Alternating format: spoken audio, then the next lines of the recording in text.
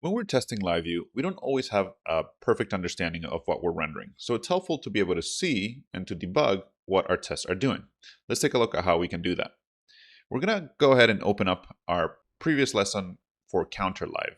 So I'll go ahead and open up my counter live, and let's actually just go ahead and straight to the test. Now I'm going to go ahead and copy one of the done examples into this test because we're not really interested in how we test the counter, but we want to debug it. So I'll go ahead and open up counter live done test and just grab the top test. And then I'll just go back to counter live test and I'll paste it right there. Perfect. Let's go ahead and run this just so we have a baseline.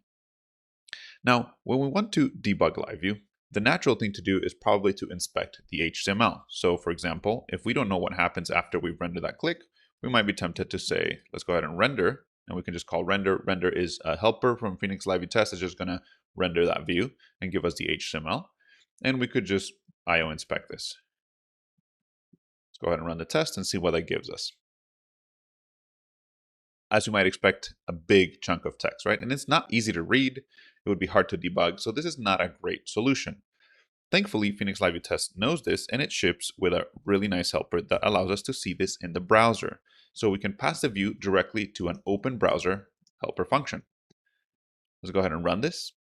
And you'll see that this is going to pop open my browser and render the current state of the live view. As you can see, we've already incremented that counter so it shows as 1. Now you can go ahead and see that that's the case. If I go ahead and open the browser before we increment, we should see a 0.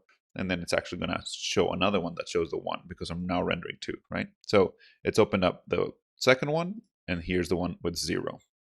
Now, the interesting thing is that this not only takes a view, but it can also take a scoped element. So let's go ahead and call open browser here. And you'll see that this is going to pop open only that increment element. There we go. So anytime you have questions about what your LiveView is rendering, this open browser helper is really handy. Just keep it in your back pocket. I'll see you in the next lesson.